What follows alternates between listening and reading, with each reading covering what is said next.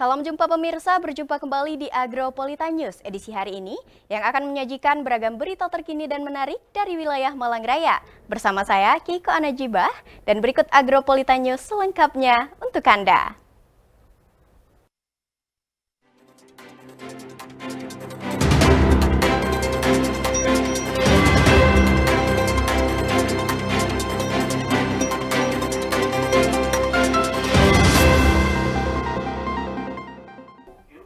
Ya pemirsa, mengawali Agropolita News edisi hari ini, berikutlah kami rangkum berita seputar Malang Raya dalam News 60 Detik.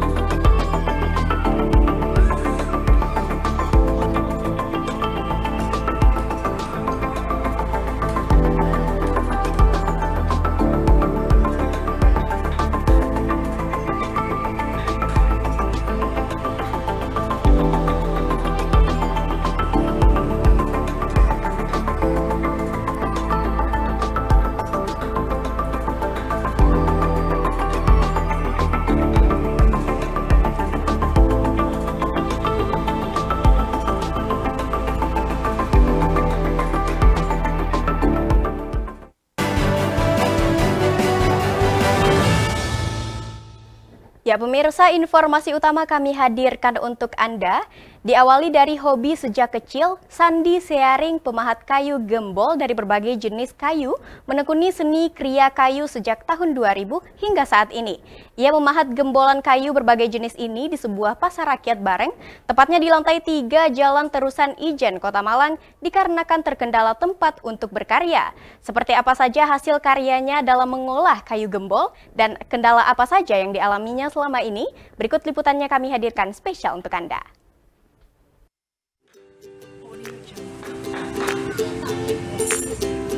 Seni pahat merupakan salah satu bentuk seni rupa yang telah ada sejak zaman dahulu.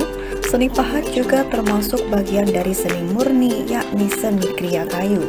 Dalam pengerjaannya membutuhkan keahlian dan ketelitian dalam mengolah bahan mentah menjadi sebuah karya seni yang indah dan menarik secara artistik. Di Kota Malang, seni pahat telah berkembang dengan pesat dan menjadi salah satu daya tarik wisata yang menarik. Seni pahat telah berkembang pesat di kota ini terbukti dengan adanya pelaku seni. Banyak seniman pahat yang bermukim di kota ini dan menghasilkan karya-karya seni yang indah.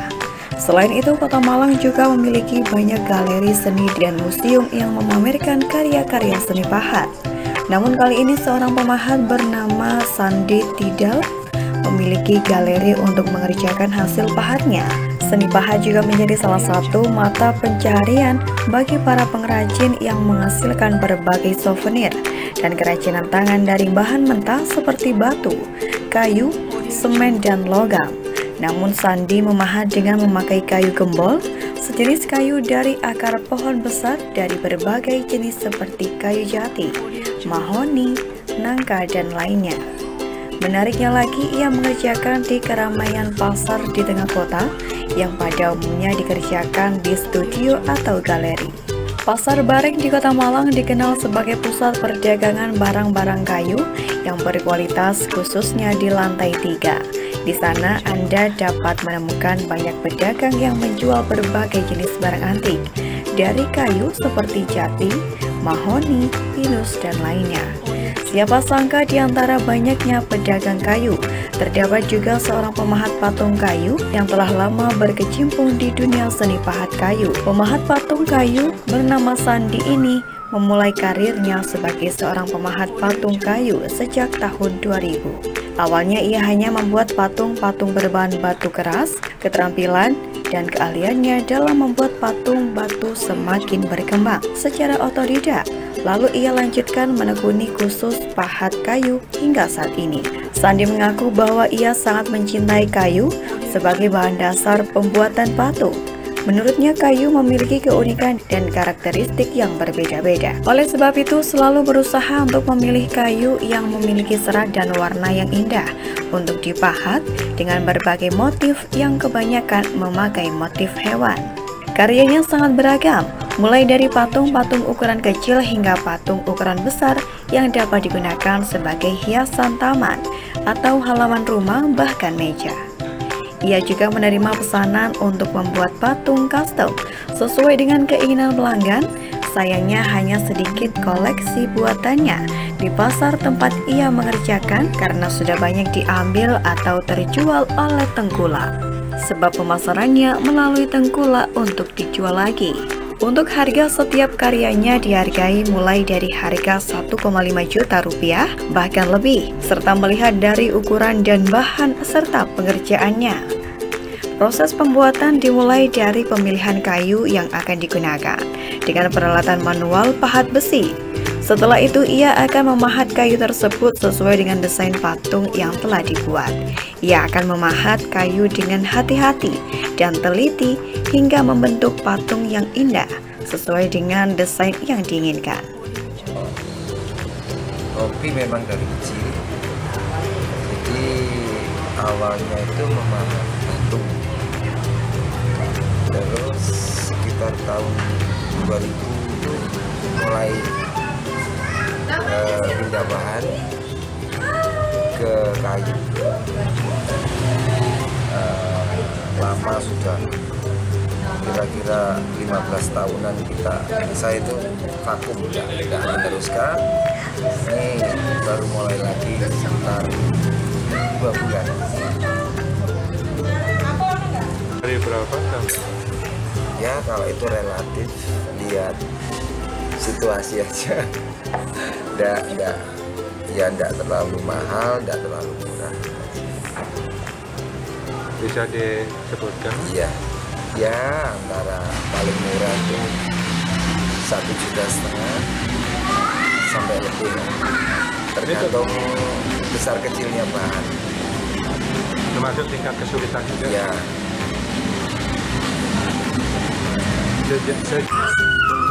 Saya kira sudah dicoba berkali-kali ya, pasar sini memang sulit. Jadi mungkin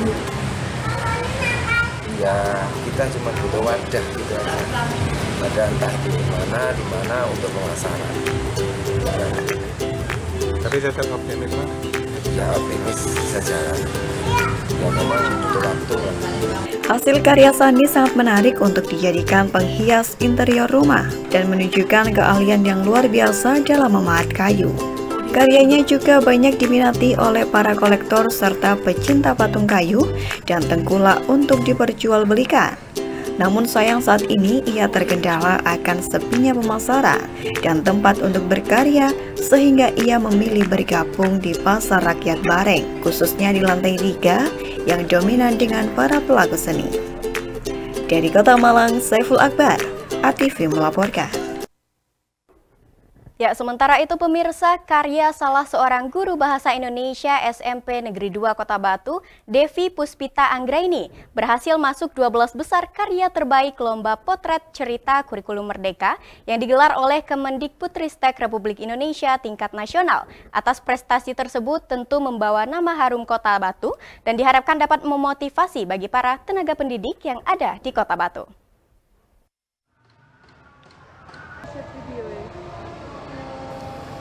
Rasa senang dan bangga kini tengah dirasakan oleh salah seorang guru bahasa Indonesia dari SMP Negeri 2 Kota Batu. Pasalnya, guru bernama Devi Puspita Anggraini ini menjadi salah satu guru di Kota Batu yang berhasil masuk 12 besar karya terbaik Lomba Potret Cerita Kurikulum Merdeka pada gelaran Puncak Festival Kurikulum Merdeka pada tanggal 27 Juni 2023 yang lalu. Tentunya prestasi ini membawa nama harum Kota Batu dalam ajang nasional yang digelar oleh Kemendikbudristek Republik Indonesia.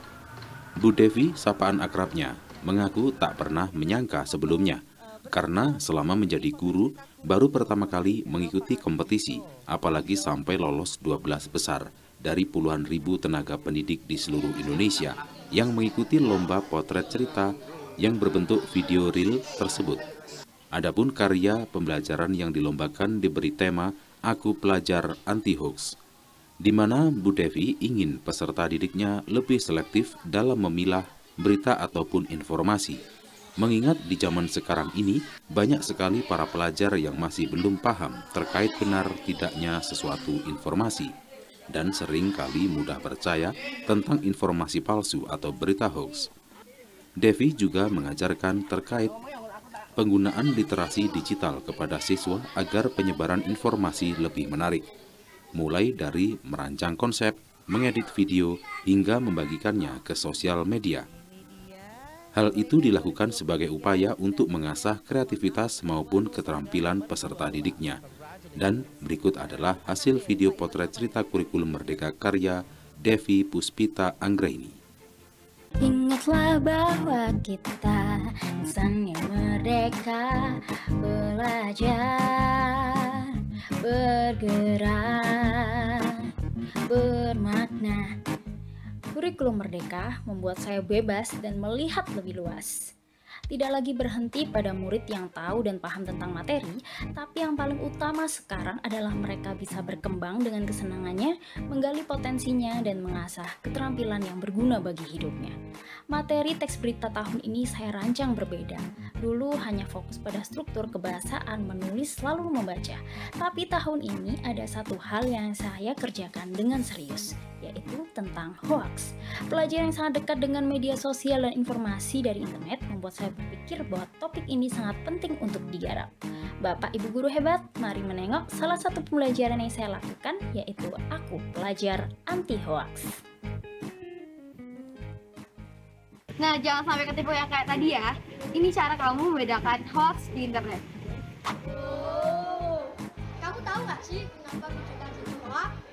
Karena sumber dari video itu tidak jelas. Kira-kira tentang apa ya? Kepoin yuk. Mau nanya? Kamu beneran nanya? Ya udah, biar aku kasih tahu ya. Ini kita akan menjelaskan tentang cara mengidentifikasi informasi hoax. Dari kelompok kami, ingat, jangan percaya hoax.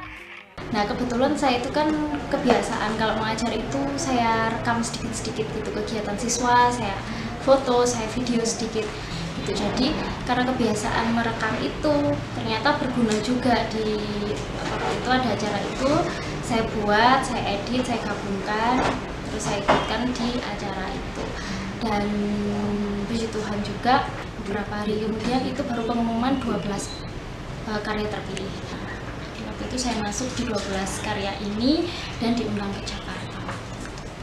Di kurikulum Merdeka ini, guru dibebaskan untuk membuat tujuan pembelajaran sendiri, sehingga di kegiatan teks berita kemarin saya menyisipkan terkait hoax. Jadi saya membahas tentang hoax karena saya melihat ya di sekitar saya itu masih banyak yang mudah termakan hoax dan video-video TikTok seperti itu. Apalagi anak-anak sekarang itu terbiasa dengan informasi di internet seperti itu, sehingga saya rasa ini penting untuk dikerjakan dengan serius gitu. Jadi saya kemarin membuat pembelajaran tentang saya beri judul Pelajar Anti Hoax. Terus di pembelajaran ini mulai dari mereka mengenal, mereka tahu dampak buruknya penyebaran hoax. Di akhir mereka menyimpulkan lalu membuat video kampanye tugas akhirnya. Lomba potret cerita kurikulum merdeka sendiri merupakan program yang bertujuan untuk memberikan ruang belajar dan berbagi agar tercipta ekosistem pendidikan yang saling berdaya dan saling menguatkan agar pembelajaran jadi berkualitas. Penghargaan berupa 1 unit laptop beserta uang pembinaan diserahkan langsung oleh Direktur Jenderal Pendidikan Anak Usia Dini, Pendidikan Dasar dan Pendidikan Menengah, Dirjen PDM Iwan Syahril, dan juga Kepala Badan Standar Kurikulum dan Asesmen Pendidikan Anindito Aditomo di Gedung Plaza Insan Berprestasi, Jakarta Pusat pada minggu lalu. Dari Kota Batu, Violan Ikhwanda ATV melaporkan. Ya pemirsa, usai jeda kami masih akan menampilkan informasi menarik lainnya seputar wilayah Malang Raya. Nantikan informasi tersebut setelah jeda pariwara yang satu ini dan tetaplah bersama kami.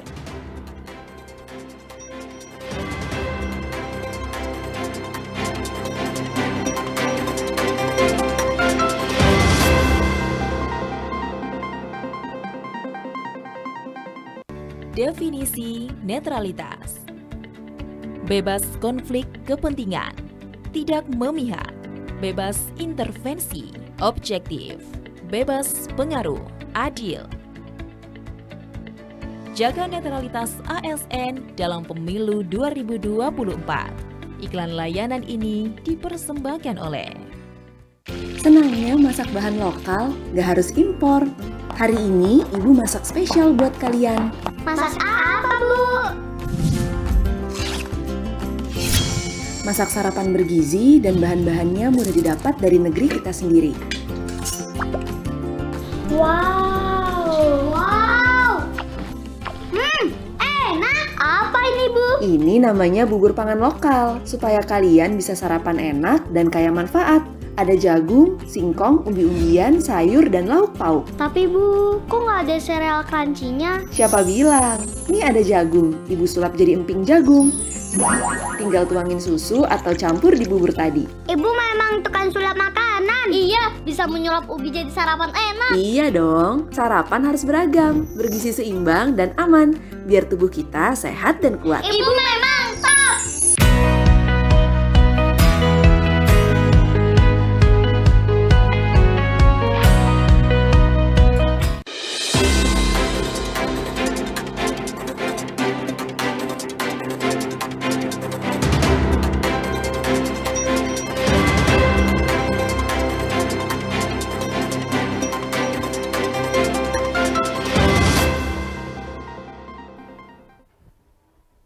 Ya, Agronews kembali hadir pemirsa, kali ini dengan berita terkait hasil pemeriksaan pembangunan gedung dan fasilitas SMP 7 Batu bersama dengan Dinas Perumahan dan Kawasan Permukiman Kota Batu. Beberapa poin menjadi perhatian terkait hasil pembangunannya.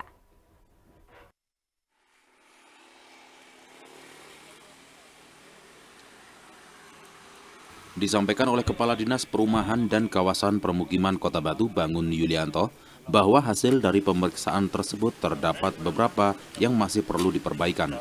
Salah satunya yaitu perbaikan untuk paving yang bergelombang agar aliran air yang ada nantinya tidak menggenang. Selain itu, kualitas dan detail gedung dan bangunan juga menjadi perhatian dalam pemeriksaan bersama oleh pihak dinas. Dari pemeriksaan tersebut, beberapa retak rambut pada dinding bangunan dan cat-cat yang pudar bangunan perlu diperbaiki. Kepala Dinas Perumahan dan Kawasan Permukiman Kota Batu, Bangun Yulianto, menjelaskan bahwa proses tersebut termasuk dalam masa pemeliharaan, di mana masih menjadi tanggung jawab pihak kontraktor pelaksana, yang mana masa pemeliharaannya terhitung mulai proses serah terima sampai dengan akhir bulan Juli 2024. Pak, ini kan menerima 2 rombel ya.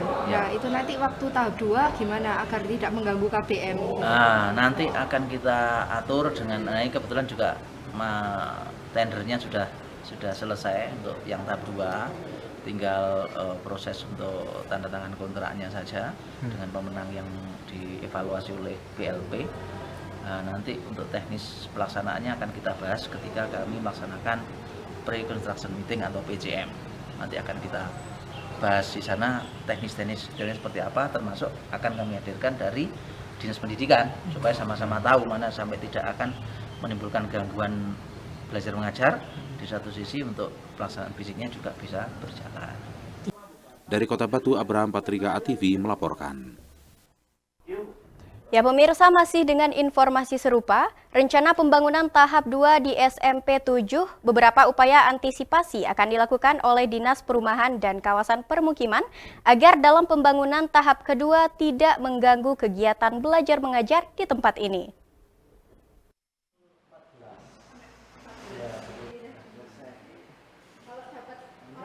Bangun Yulianto menjelaskan bahwa untuk tahap 2 proses lelang tender sudah selesai dan saat ini hanya tinggal menunggu tanda tangan kontrak dengan pihak pemenang lelang tender pembangunan tahap 2 SMP Negeri 7 Batu yang dievaluasi oleh BLP.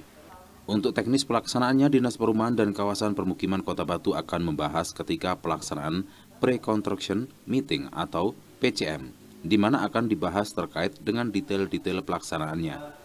Termasuk juga Dinas Perumahan dan Kawasan Permukiman Kota Batu juga akan menghadirkan Dinas Pendidikan Kota Batu supaya nantinya semua pihak mengetahui detail pembangunan tahap 2 sehingga nantinya tidak akan mengganggu proses kegiatan belajar mengajar tetapi juga proses pembangunannya dapat terus berjalan. Kalau kemarin ada beberapa yang perlu diperbaiki, misalkan kayak paving-paving yang lendut di halaman itu supaya airnya bisa lancar seperti apa.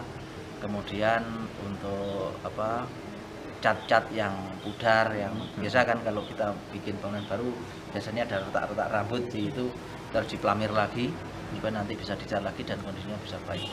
Itu masuk di perawatan berarti? Masuk pemeliharaan. Oh, pemeliharaan. Masa pemeliharaan. Itu berarti terhitung mulai bulan apa sampai apa? Ya mulai serah terima kemarin sampai sekarang masih terus berlangsung sampai dengan akhir Juli nanti tanggung jawabnya mereka. Nah. Dari Kota Batu, Abraham Patrika ATV melaporkan. Ya pemirsa, jangan beranjak dari tempat duduk Anda, karena Agropolita News akan segera kembali dengan berita seputar olahraga. Berita selengkapnya akan kami tampilkan setelah jeda pariwara yang satu ini.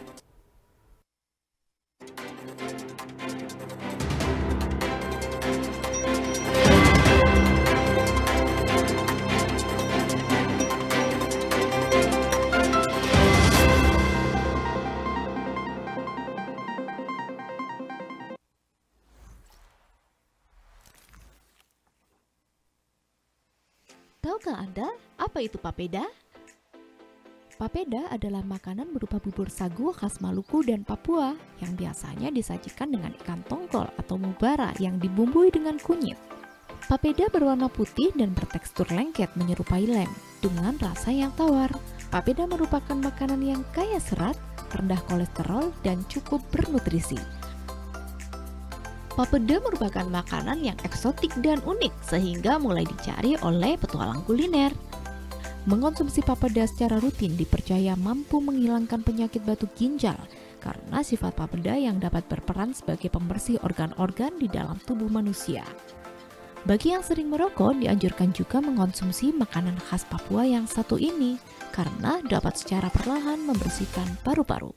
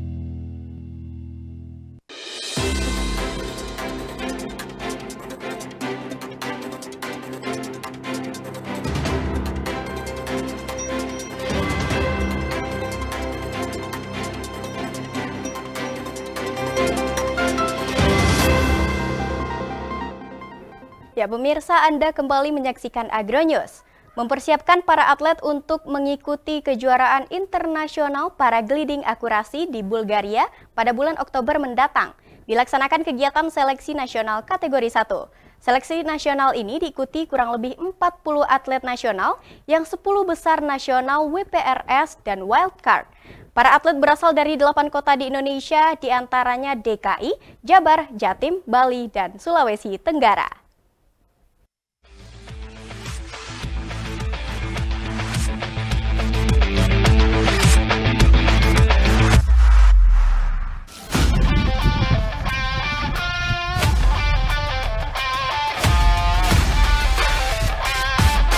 Mempersiapkan para atlet untuk mengikuti kejuaraan internasional paragliding akurasi di Bulgaria pada bulan Oktober mendatang, dilaksanakan kegiatan seleksi nasional Seleknas kategori 1. Seleksi nasional ini diikuti kurang lebih dari 40 atlet nasional yang 10 besar nasional, WPRS dan Wildcard. Para atlet berasal dari 8 kota di Indonesia, diantaranya DKI, Jabar, Jatim, Bali, dan Sulawesi Tengah. Beginilah yang terlihat di area pendaratan para layang Sumberjo Batu. Aktivitas atlet para layang terlihat ramai dibandingkan hari biasanya.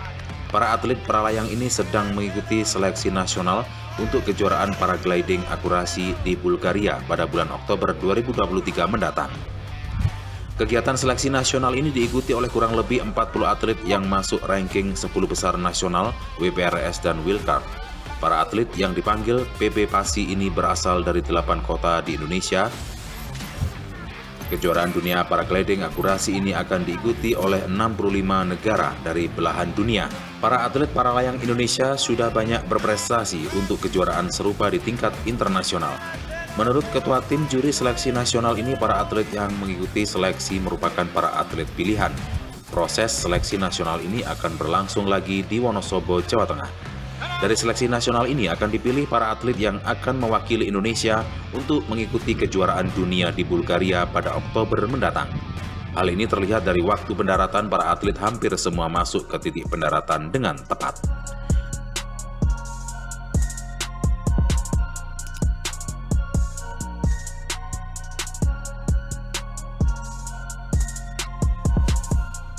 Dari hasil seleksi ini akan dipilih 2 atlet putri dan 5 atlet putra yang akan berangkat ke Bulgaria.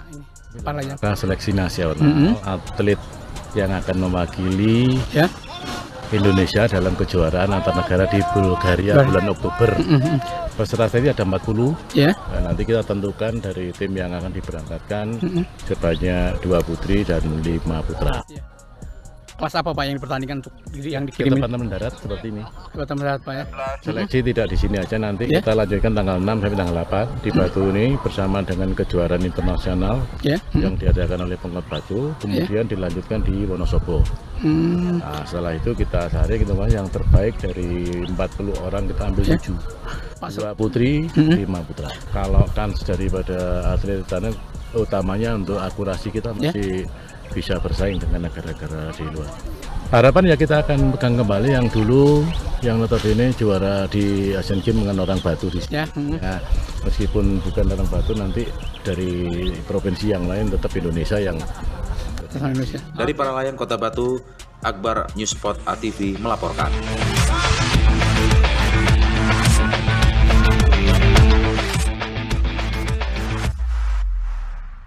Sementara itu, ratusan pecatur muda terbaik se-Jawa Timur beradu skill dalam turnamen catur pelajar Jawa Timur Brawijaya Bayangkara Chess Cup 2023. Adu taktik dan strategi bermain kelas pro ditunjukkan untuk jadi jawara catur pelajar se-Jawa Timur.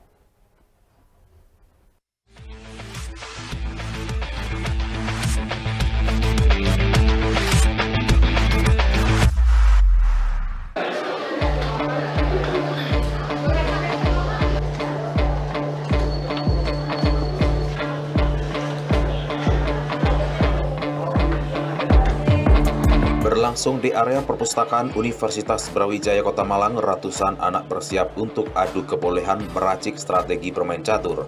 Sebanyak 177 peserta dari 22 kabupaten dan kota se-Jawa Timur ikut berkompetisi. Dalam turnamen kali ini terbagi dalam 2 kategori berdasarkan kelompok usia. Kelompok pertama U12 putra dan putri, dan kelompok U16 putra dan putri. Turnamen memperebutkan 36 pemenang terbaik dengan rincian 15 orang juara dari setiap kategori kelas lomba. Dalam setiap kelas juga ada tambahan 3 juara Best Lady masing-masing kelas kategori. Pelajar tingkat SD, SMP, SMA terbagi menjadi 2 kategori. U12 dan U16. Peserta 177 dari 22 kota kabupaten se-Jawa Timur, dari Banyuwangi, Madura hingga Bojonegoro. Peserta terbanyak ada dari Kota Malang dan Kabupaten Malang. Nah, perlombaan ini memperebutkan piala sebesar 5 juta dengan rincian juara sebanyak 36. U12 sebanyak 15 orang, U16 juga 15 orang, dan setiap kategori ada best ladies 1-3. Nah, kegiatan ini diselenggarakan untuk menyambut Hari Ulang Tahun Bayangkara ke-77, diselenggarakan untuk menjaring pecatur cilik di Jawa Timur khususnya, sekaligus untuk membina adik-adik pecinta catur. Karena di event ini selain menggembleng anak-anak yang sudah terjun di dunia catur, juga untuk berbagi ilmu. Karena dari 177 peserta ini ada 6 peserta yang sudah bergelar master, baik bergelar master catur percasi maupun bergelar master nasional. Jadi mereka bisa bertemu, berbagi pengetahuan, berbagi pengalaman pertandingan. Nah, selain mempertemukan adik-adik yang pemula dan yang sudah profesional, ajang ini juga menjadi momentum bagi Universitas Brawijaya untuk mencari bibit yang akan memperkuat tim catur di Brawijaya. Dari ratusan peserta lomba ada 6 peserta yang bergelar master. Salah satunya Nayaka Budi Dharma, peraih medali perak dalam kejuaraan ASEAN X Group Chess Championship 2023 di Bangkok, Thailand. Thailand. Gimana itu? Cerita dikit. Jadi kemarin tanggal 17 sampai 27 Juni, yaitu ke Thailand di tingkat ASEAN, ditambah beberapa negara dari luar ASEAN, yaitu yang dikirim juara Indonesia gitu. Ya, jadi saya di sana dapat 1 perak di kategori catur kelas. Susah, Mas? Sangat susah. Kenapa? Karena ya kan lawannya juga juara dari negara lain kan, punya elo rating yang lebih tinggi. Mas, sejauh ini negara-negara yang susah itu mana aja sih? Kalau menurut saya susah itu dari Vietnam. Itu Vietnam ngirim banyak pemain sama kuat-kuat juga. Terus Filipina. Kamu punya gaya bermain sendiri nggak? Atau seperti apa? Kalau saya, gaya bermain saya biasanya menyerang. Ada yang mungkin kamu hindari, mungkin yang susah untuk dilawan? Kayak bermain seperti apa? Oh, kalau saya itu kurang suka ya sama gaya main yang posisional, lebih suka yang kayak taktis gitu. Ya. Mas, jam terbang kamu udah tinggi, di level gini berarti nggak terlalu tak terlalu susah ya? Optimis mana? Optimis. 3 juara terbaik kategori U16 diraih oleh Paradigma Aldi Nurrahman, Zita Hulia Putri Arif, dan Percasi Master Arjuna Satria Pamungkas. Best Lady diraih oleh Alvira Yosi, Nafisa Hanun, dan Betrika Krestu Granita. Sedangkan 3 juara terbaik diraih Fitsal Aswa Musakfar, Women National Master Josephine Grace Rondowunu, dan Kenzi Javas Hidayat. Best Lady diraih Clareta Natania Handoko, Indah Sulistiawati, dan Kayla Azahra Ranesha Putri. Turnamen ini digelar selain untuk memeriahkan HUT Bayangkara ke-77, sekaligus untuk mewadahi potensi besar pecatur muda Jawa Timur untuk saling berbagi permainan. Ajang ini juga menjadi momentum Universitas Brawijaya dalam pembinaan bibit catur Brawijaya. Turnamen ini sebagai media untuk mempersiapkan dalam mengikuti berbagai event catur. Event terdekat adalah Kecurda Porprov 2023, September mendatang. Dari Kota Malang, Dion Arista TV melaporkan.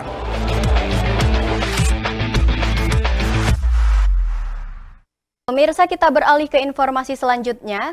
Beredar sebuah unggahan video pada platform Facebook yang mengklaim bahwa Wali Kota Surakarta Solo, Gibran Rakabuming Raka, melaporkan Anies Baswedan ke Komisi Pemberantasan Korupsi. Benarkah informasi tersebut? Berikut tim news Apa Iya mengemas fakta di balik berita dari sumber rilis Dirjen Aplikasi Informatika Kemenkominfo RI.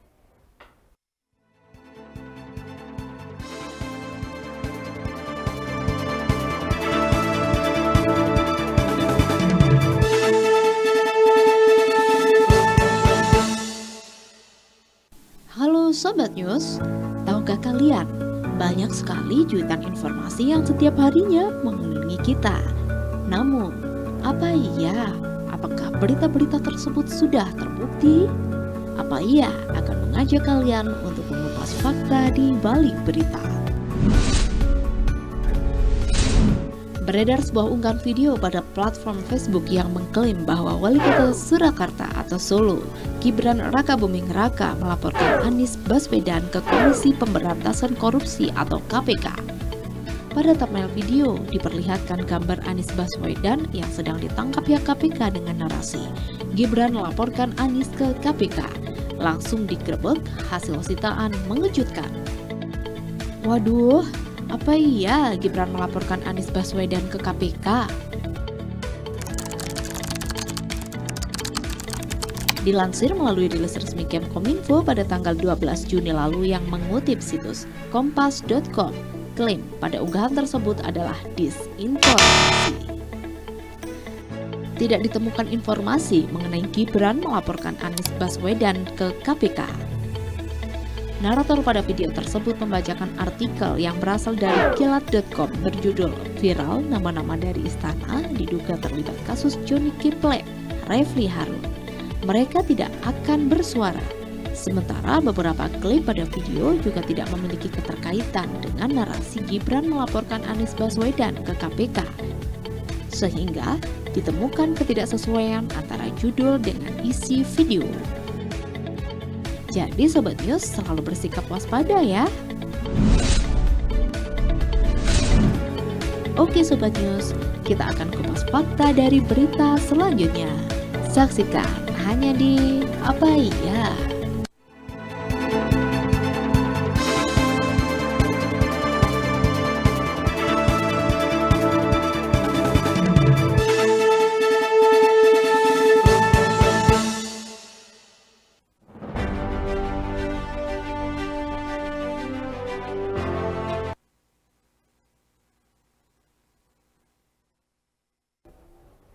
Dan pemirsa, berikut kami tampilkan perakiraan cuaca untuk wilayah Malang Raya 5 Juli 2023 dari Badan Meteorologi, Klimatologi, dan Geofisika BMKG Stasiun Klimatologi Kelas 2 Malang.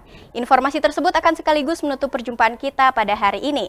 Dan mewakili kerabat kerja yang bertugas, saya Keiko Najibah mengucapkan terima kasih atas kebersamaan Anda dan sampai jumpa.